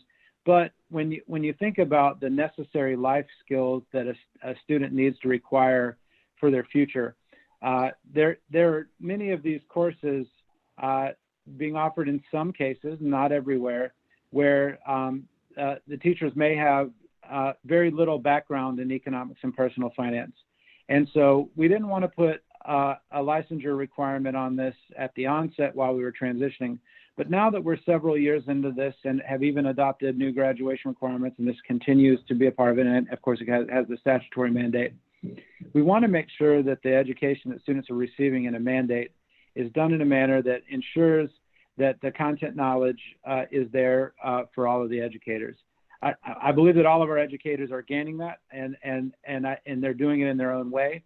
But we often use the licensure requirements and the add-on endorsement to make sure that we can create a solid foundation there. And so when this was brought to us by the Council on Economics Education, we agreed that enough time had passed to require an endorsement. But we were essentially pretty strong in our belief that it shouldn't be an overwhelming requirement, which is why we're thinking about a change in the recommendation. And we also wanted to make sure that teachers that had been teaching it for many years were not required to do something new, since they had gained expertise in having already taught the course.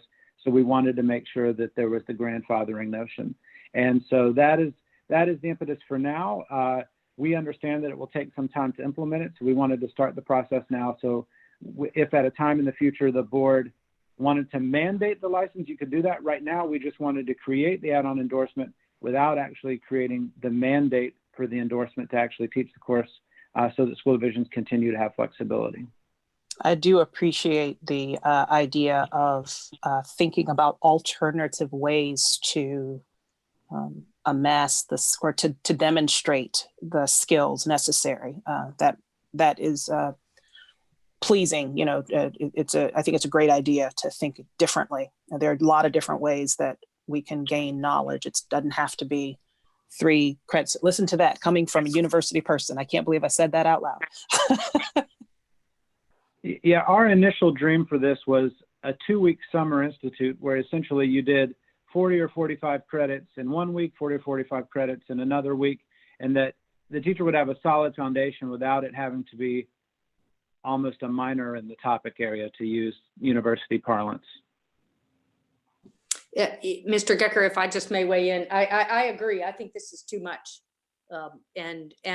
Also we might want to look at a longer phase-in period, but if you reduce the amount, then that may not be so crucial. Okay. We appreciate the heads up on where we're going with this, or at least where the department's going. And we'll accept this item on first review unless there are any other comments. We'll accept it either way, but if there are any other comments, let's have them now. Okay, we're at about 2:20. We have 3 items left. You know, I will say this has gone much more quickly than anticipated. I am content either way, taking a break or pushing through. Is there any sense of the board on this? I'm happy to push through. Okay. I agree. There we go then. Yes. Okay. I agree. It's Pam.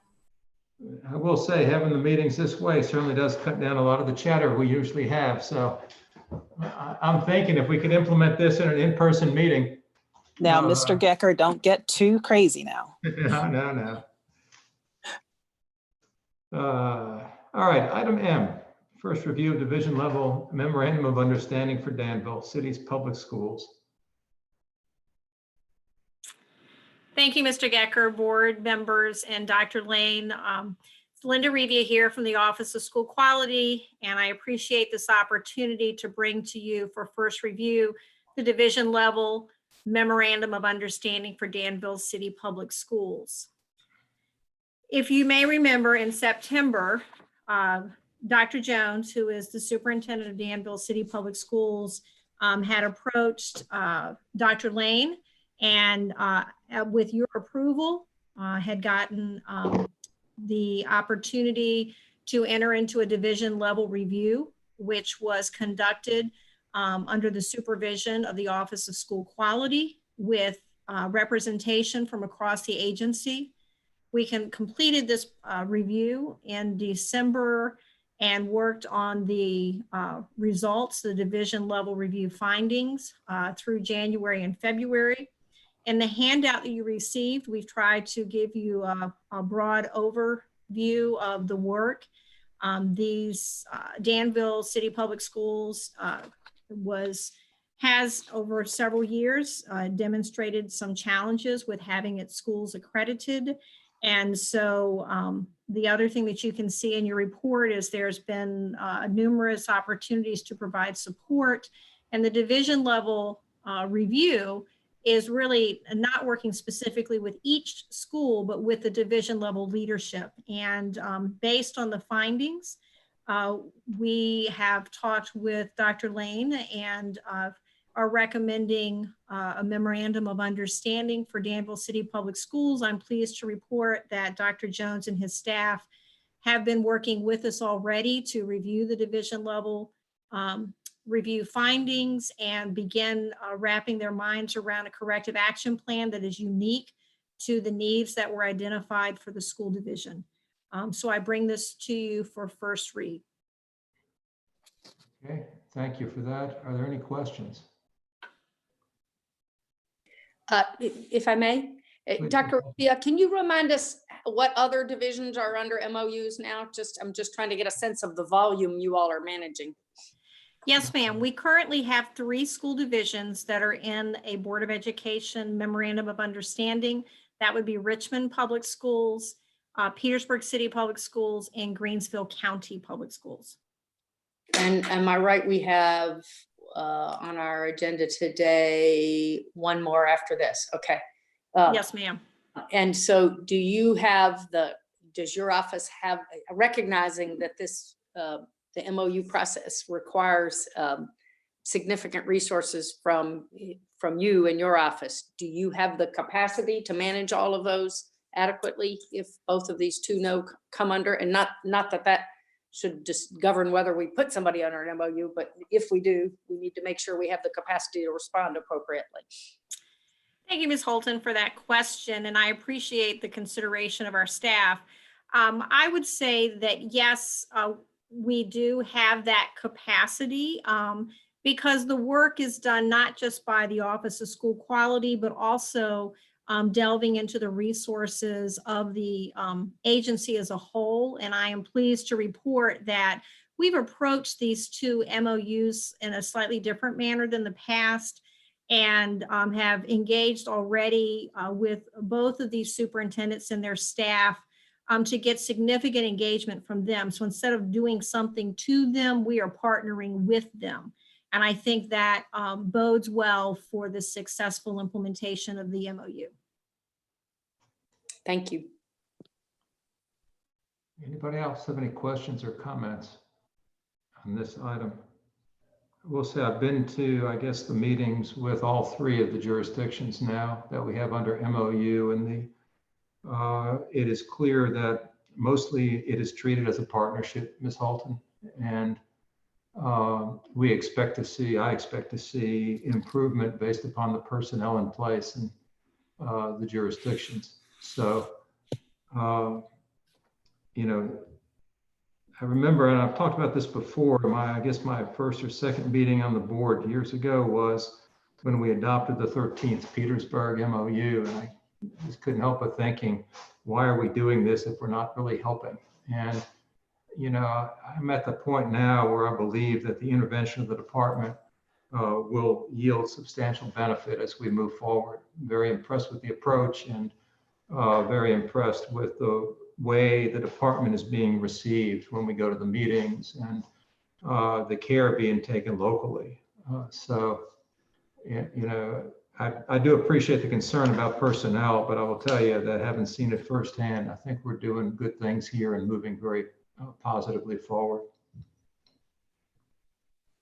Yeah, yes, I'm a very strong proponent of the approach, and yet it does require resources. So we just need to make sure either aren't spreading them too thin, or that we are beefing up the resources as need be. But I'm happy to hear that things are going well, and that we apparently do have the resources to take on two more.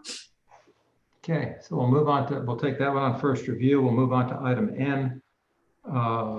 First review of the division level memorandum of understanding for Prince Edward County Public Schools.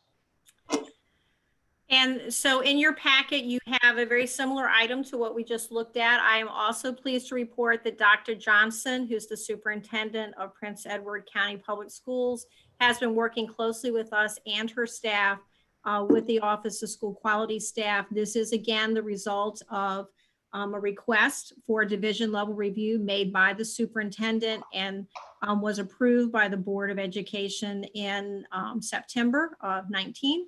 And so these two division level reviews were actually done somewhat concurrently. We did the same process as I just described with Danville. You can see that Prince Edward County has experienced challenges in having their schools either fully accredited under the previous accreditation system, or now having their schools accredited. They are accredited with conditions. It's a smaller school division. And I'm pleased to report that the way that we implemented the division level review, that in the development of the findings report, that they are not cookie cutter reports of one another. They are exemplary of the unique needs that were identified in Prince Edward County Public Schools. And in fact, we had a meeting yesterday with the superintendent and the assistant sup and Dr. Holloman, the associate director of the Office of School Quality, and myself to discuss moving forward with the development of a corrective action plan that is uniquely slanted and directed at the needs of Prince Edward County. So I, without being redundant, would bring this to you for first review. Any questions or comments here? If not, thank you very much. And we will accept that item for first review. Thank you, sir. Thank you. All right, now I understand on item O, Ms. Atkinson will recuse. Is that right? That is correct. Thank you, Ms. Atkinson. And let's move to item O, first review of revisions to the list of 2021 Board of Ed approved industry certifications, et cetera. Mr. Wilcox? Thank you, President Gecker.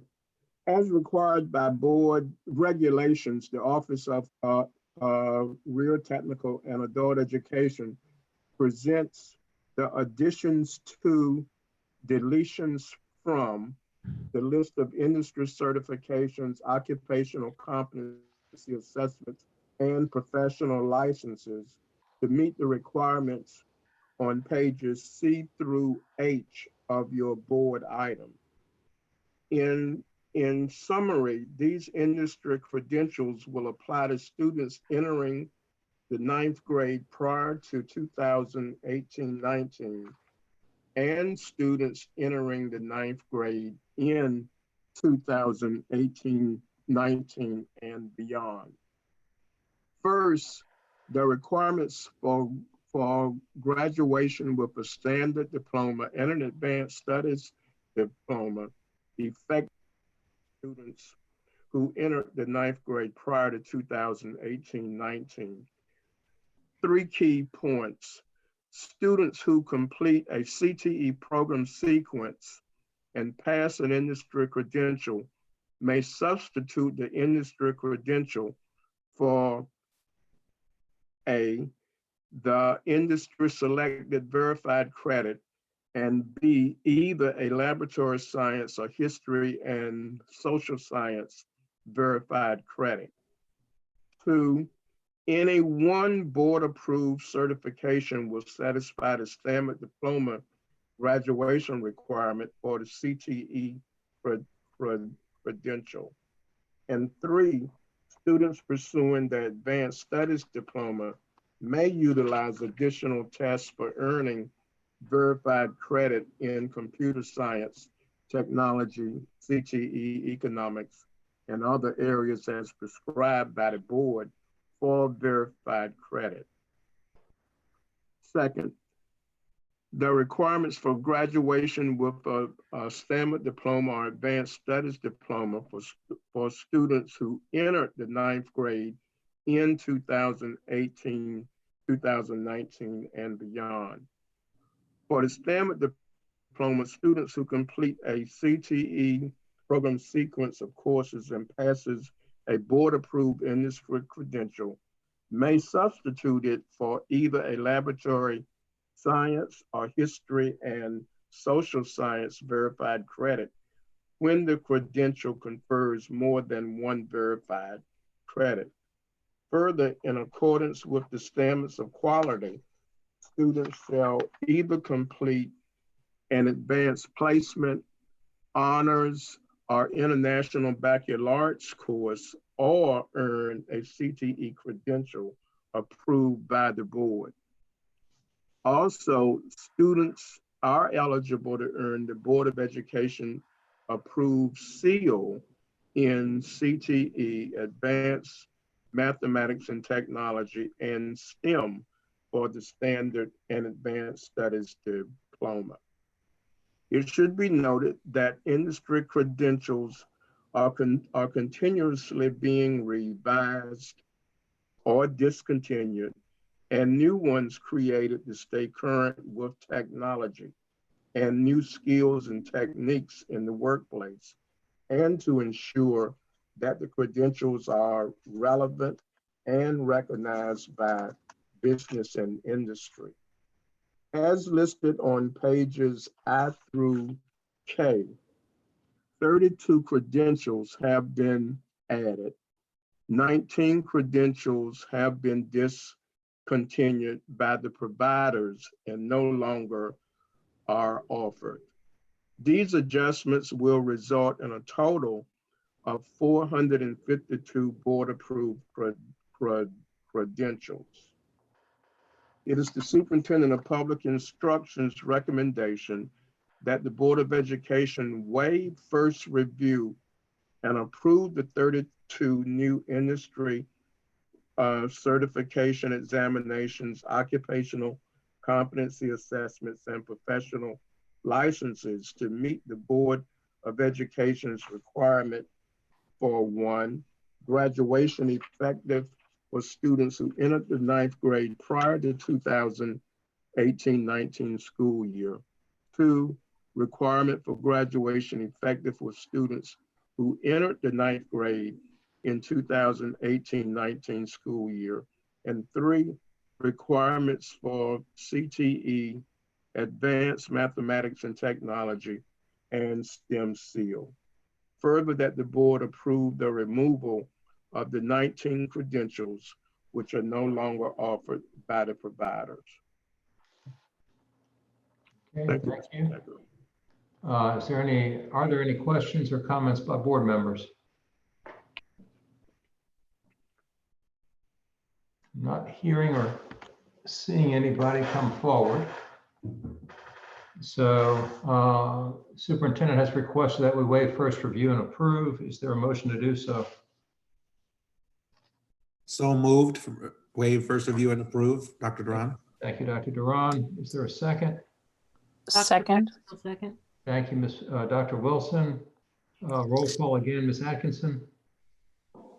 I recuse I'm myself. sorry. Yes, thanks. Yeah, I told Emily to step in when I messed this all up, but she didn't catch me in time.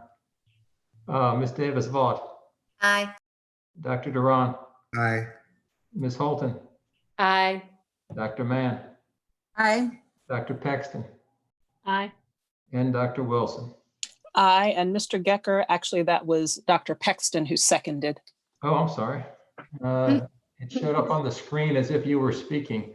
We both were speaking at the same time, and I think I may have jumped in front of her. Yeah, it's strange. The way the screen is set up for me, I don't have Dr. Paxton on it, but you still somehow made the cut. I'm not sure why that is, but that's the way this is going.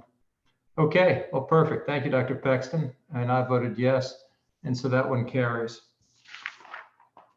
All right, we had 2 written reports. Any comments or questions about those? This is Diane. Yes, ma'am. I have a comment about, and really more of a question, and I'm trying to get my other device back to the front. Okay. On the summary of the proposed early childhood state agency transition, one of the questions there was related to the board. And as I was reading through that material, I was thinking about whether or not, or suggesting that it was probably important for the board to ask that an analysis be done to anticipate what type of time requirements would be put on the board for them to be the board for early childhood, so that the board can start to think about calendars, what skill sets, et cetera, that the board might need. And so other than acknowledging that the board is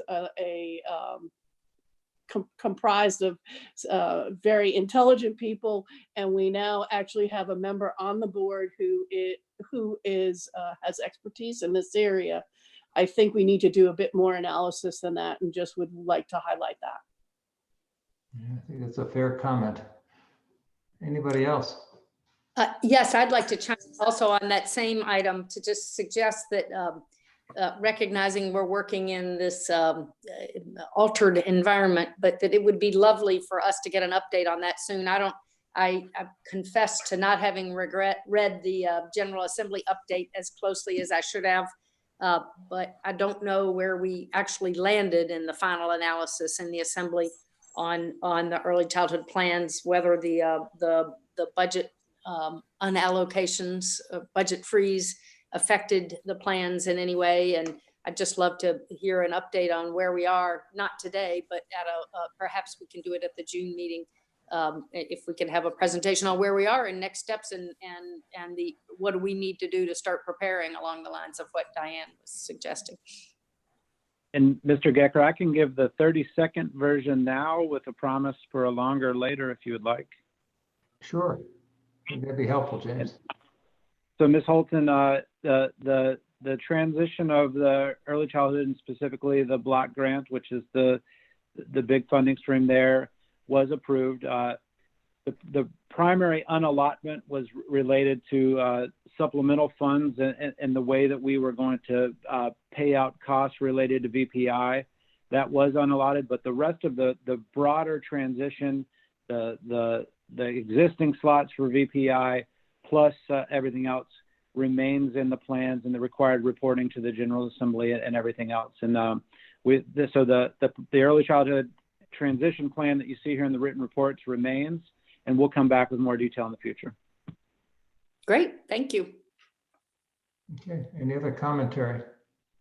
Yes, President Gecker, I actually had a comment as well. Interestingly enough, I think the questions that have been asked about early childhood were certainly on my mind. But in addition, as I read the update on the 2020 General Assembly, and I hearken back to the conversation we were having earlier in the meeting about computer science and technology, as I read through that report, and thank you, Emily, so very much for pulling all of that together and providing a very nice overview of all the actions, some that were successful and others not.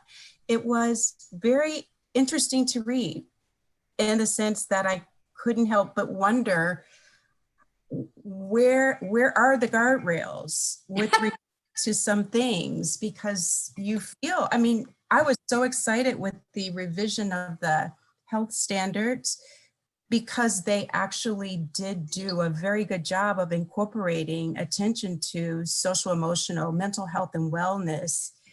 And again, I'm a mental health person by profession, and yet I see a call for another set of standards that focus on another dimension of social, emotional, development. It just really did make me want to appreciate how to understand sort of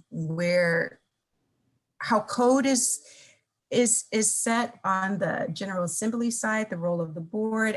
As a new board member, I think that kind of historical overview at some other time would be very welcomed.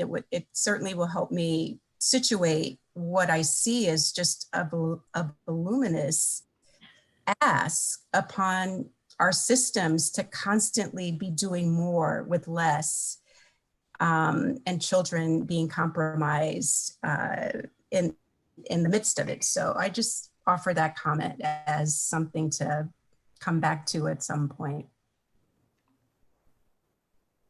Well, I think it's a good topic for us to discuss, honestly. I don't have all of the history, but among board members here assembled, I think quite a bit of the history could be pieced together about, and Dr. Mann, you weren't with us when we started the work program, the comprehensive work plan, and actually did a fair amount of discussion of the constitutional background of the board, that is our rights and powers under the Constitution of Virginia, and then frankly, how they sort of eroded, and our efforts to bring them back. I mean, it's a longer history than we have, not that we have time for, that's not fair, but it would be more disjointed today and we could put it together in a better fashion. But if you look even at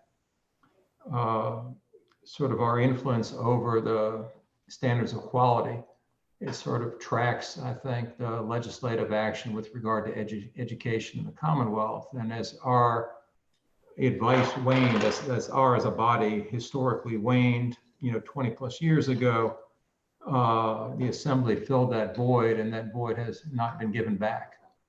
I would say that's a fair short form assessment. Ms. Halton, you have any comments on that? I know you've been around for a while, and Ms. Atkinson, you actually have the much broader view of history here.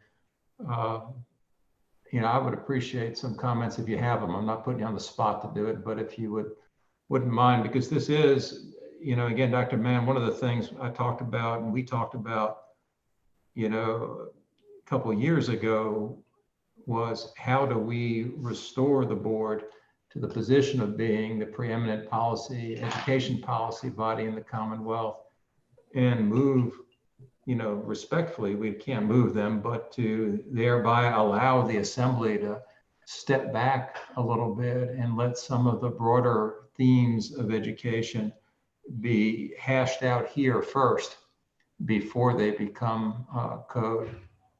Ms. Holton, I can see you nodding, so I don't know if that means you want to speak or if you want to duck this one. Well, I'll just briefly, but the one thing I would say, I mean, you're absolutely right, Tammy. There's always a lot of legislation on education, but this year was particularly heavy, and partly because education is important, and so our legislators are paying a lot of attention, and there are a lot of issues that people care about. I do think this year may have been heavier than some, and frankly more substantive than some, and part of that's because of the leadership change. There was a lot of pent-up demand, and the leadership changes in both houses unleashed some of that. But I do think over time, how to help the Assembly get to the balance of giving us the top level policy guidance, but not one example of how detailed our direction, the direction to the whole education system has gotten, is how many things we needed to ask for their permission to waive in this current crisis. And, exactly what, that students have to take CPR on an in-person basis, for instance.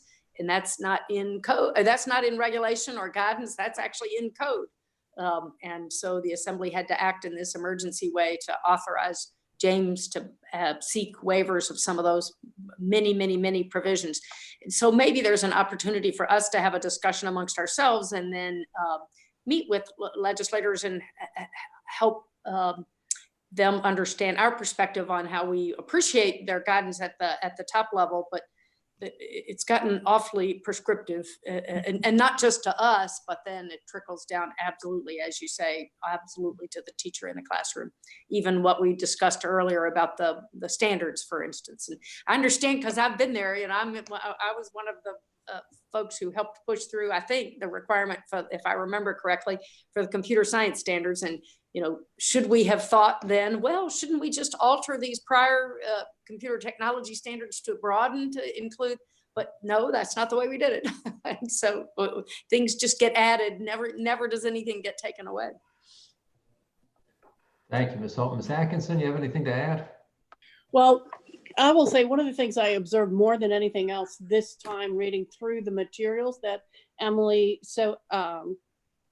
provided for us, and let me just also piggyback on what a wonderful job she has done. But one of the things that I really identified was the degree of items put on the agency. There are some things that the board has to do, but there is a significant amount of things that the General Assembly has asked the agency to do.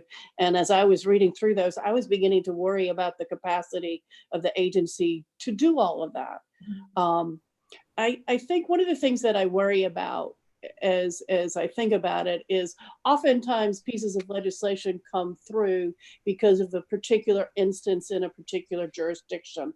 And then the question I would ask in my mind is statewide policy change necessary because of an issue that arose in one jurisdiction?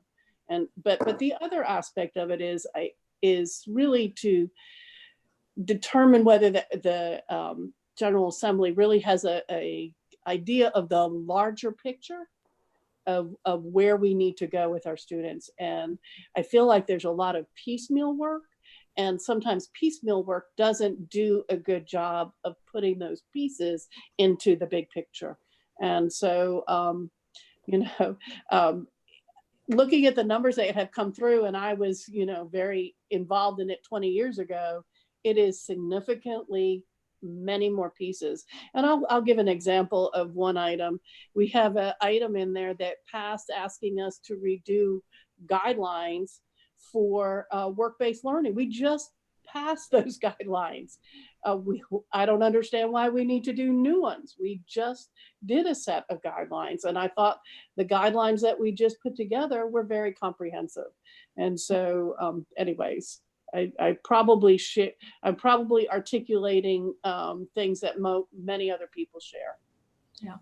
President Gecker, this is Emily. I will just chime in to provide a little bit of context, and I think this is certainly a conversation that we can continue to have. Dr. Mann, you are correct that we saw an exorbitant amount of legislation. I will say the report that we provided to you all is only that legislation that passed.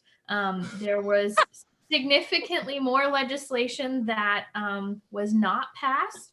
On the flip side of that, I will say from a staff perspective, we had much more dialogue with legislators and as well as committee leadership this year. They were really coming to us asking for guidance and for help. That's not to say that we cannot continue to improve that. And I think that we will. And I think that obviously given the pandemic, things might be a little bit different, but also the board engaging more with legislators is going to be important to provide that holistic picture. And that is something that the leadership is interested in making sure that they know kind of where the department's going, where the board is going, so that they can be helpful in moving things forward. But we still have to recognize that they also represent certain constituency groups and certainly have their own agenda as well. But I think we can continue to work on the board's partnership and the department's partnership with the legislature. And I'll mention this might be a good segue. We have a new assistant superintendent for policy, equity, and communications, Holly Coy, who is officially at the department now. And so between myself and Holly and Dr. Leslie Sale as our new director of policy, I think that we'll be able to work together as a department and as a board to continue to improve our connections with them. Thank you. If I may, just one more thing. I said nothing ever gets taken away, and that is actually not entirely accurate. And there were a couple of requirements this year that were eliminated. And so legislative action to reduce some of the division's reporting requirements on incidents that have to be reported to the juvenile apparatus. So it's not, some things are actions that roll back other requirements. That's not the worst thing in the world. I'd also just like to say, Emily, not to contradict, but to perhaps clarify, although Diane and I met with a large number of legislators during the session, we were not able to use DOE staff in any of those meetings. DOE staff is bound to the governor's budget and the governor's policies. And when the governor did not adopt really any of the standards of quality language that the board wanted, we were left out there, without assistance, essentially. Not to say we didn't get help in the background, but in terms of meeting and lobbying, that was all us. And, I do think it will be helpful as we move forward. And I have talked to James about this, and he's not committed to do this, so I'm not putting words in his mouth, that, to the extent we can get our agendas aligned much earlier in the process, it would help us a great deal more during the legislative session. I will also say that, Jim Dillard used to, harangue me and others about why don't we have a legislative committee? And I will say, I'm coming to the conclusion that he's right, that we actually ought to form a subset of us to begin to deal more seriously with the legislature and begin to talk policy with legislators, not in session, but well prior to session, so that they can have a much better idea what our thought process is. And, again, the overarching view of where the Commonwealth ought to be going with education. And so, as we move forward this year, that is a topic I would like to have on our agenda, is how do we do that? Because frankly, the next legislative session will be here before we know it. And we do have, coming off the SOQ work, significant policy positions that the board has taken as a whole that ought to be promoted through the legislature. So anybody else on this topic or any other? Well, on the any other, does that get to the discussion generally? Yes. I'd love to just take a minute, Dan, to just applaud the department's work. You all, it's incredible how vigorously you have continued going forward, as evidenced by our substantive agenda today, recognizing that you're doing all of that in telework environment and while you're doing incredible work supporting the education field. And also to go back to where we started, Dan started by recognizing that this is Teacher Appreciation Week, and I'll just chime in my addition of appreciation for what our educators are doing across the Commonwealth in these very challenging times. Thank you, Ms. Holton. Dr. President. Lane, Mr. Geck. the additional time you have to spend on all this is because you've stopped shaving? Mr. President. go Is that ahead. Yes, Dr. Duran. Go ahead. Yes, first I would like to say welcome to Assistant Superintendent Holly Coy. It's great to continue to work with you in a new role, and very excited that you're part of our team now and in a different role, because you've been part of the team for many years. And it's always been a pleasure to work with you. I have a question, and maybe Superintendent Lane, you're about to share this, but I would love Superintendent Lane, if you could provide a brief overview to the board and the public on what's happening with the state level COVID education task force that's going to be coming with some guidance and whatnot in early June. Some questions I've heard and seen coming by after the result of Maryland issuing their recovery plan, but we have one that's been happening and it's going through the process that you're leading. So I love whatever bit of information you could provide to us and the public in a brief overview. Thank you. Yeah, thank you, Dr. Duran. And actually, you did two topics. And so if you don't mind, Mr. Gecker, I'm going to handle both. And Emily and Dr. Duran both referenced this, but one of the things I wanted to do today is to formally introduce you to our new Assistant Superintendent for Policy, Equity, and Communications, Holly Coy. As you know, Holly comes to us as the former Deputy Secretary of Education for the past two administrations. And just want to take a quick moment and as we would normally do in person, and ask Holly to say hello and introduce herself in this new role. But as our new Assistant Superintendent, Holly, I want to say congratulations and thank you for coming over to the agency to lead this incredible work on our behalf. Well, thank you all for that warm welcome. I really appreciate it. I am thrilled to be stepping into this new role officially and looking forward to working on issues together in this new capacity. I'll just note two things given the last conversations you all have had. One, that a huge kudos is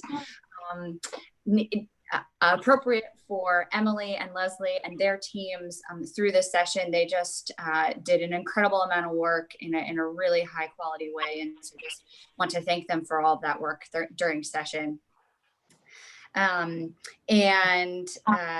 Second, just want to note kind of that I heard the conversation around how we engage the General Assembly in the off session, quote unquote, and have some ideas about how we might be doing that, and look forward to working together with you all on that in the coming months. Great, thank you. I will And, no longer, oh, go ahead, James. No, please. I was just going to tell Holly I'll no longer be able to call her my favorite deputy secretary now that she is no longer. Fran will get to wear that title honorably. There you go. All right, James.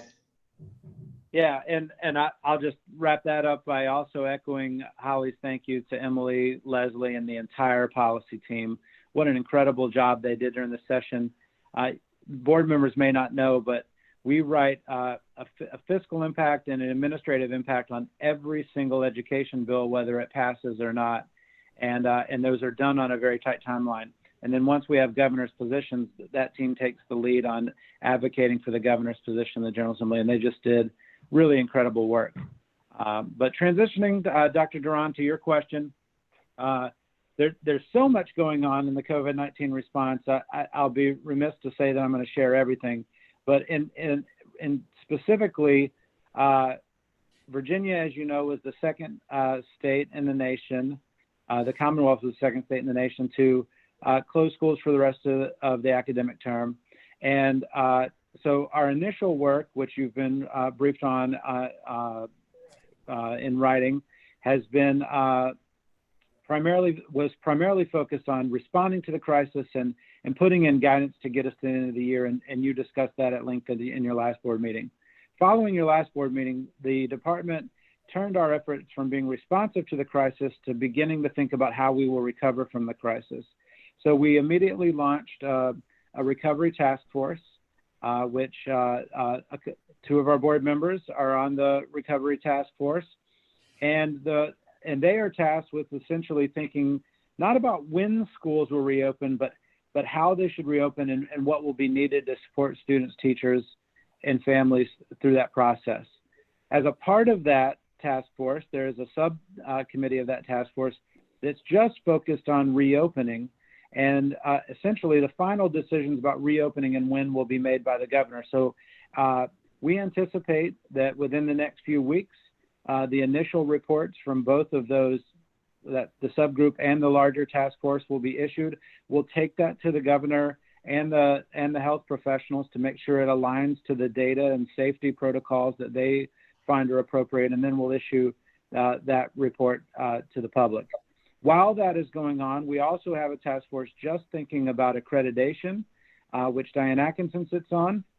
And in thinking through accreditation, not only what accreditation will look like in the future, but how will we assess how students are doing upon their return in the absence of a fall and a spring SOL, which we've already announced would not be an option. And so that is another piece of the work that's going on. And then our fourth task force already wrapped up, and that was on continuity of learning, and we issued that early in the process. And so meanwhile, while that is going on, the Secretary of Education is leading a broader PK, or I would say birth to 20 task force that's making sure that we're aligning efforts between higher ed, our K-12 recovery efforts, and early childhood efforts. And it's from that task force that I think we'll make some of the bigger recommendations around when and not necessarily how we'll support our educators, as I mentioned in our task force, but you know what the health requirements will be, and of course the governor will make those final decisions. So a lot of work going on in that space. I anticipate that our reports, like I said, will be out in the month of May, and we just wanted to make sure that in addition to what we were ready to state from the task force and department, that the governor and our health officials have a chance to weigh in all that before it goes public. So we're getting very, very close. Thank you for that overview. I really appreciate it, Dr. Lane. And we will also plan on potentially at our June meeting to prepare, kind of a lengthier update on the work of these task forces, as well as the waivers that have been issued as it, relates to the flexibility language that passed the General Assembly. We'll be sure to give the board a full update in June. Okay. Anybody else have any questions or comments? This is Diane Atkinson. Yes, ma'am. Just an acknowledgement. I don't know if other people know this, but our former Secretary of Education from the Allen administration, Beverly Scrow, passed away maybe a month ago. And just to acknowledge her and the wonderful job that she did, and just to acknowledge her, the sorrow her family's feeling. Oh, thank you, Ms. Atkinson, for bringing that to our attention.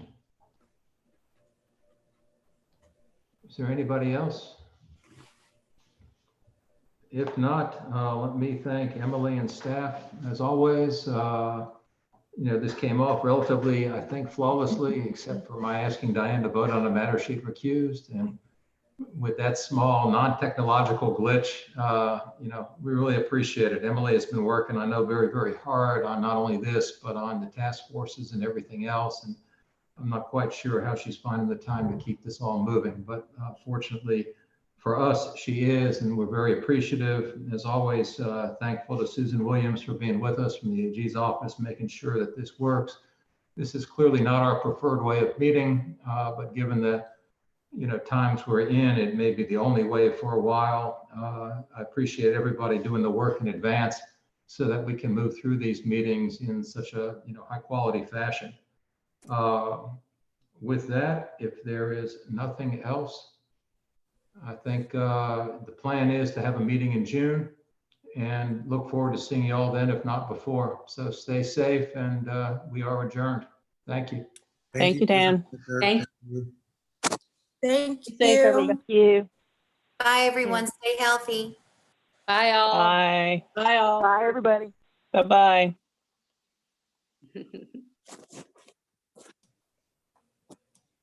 Bye. Bye.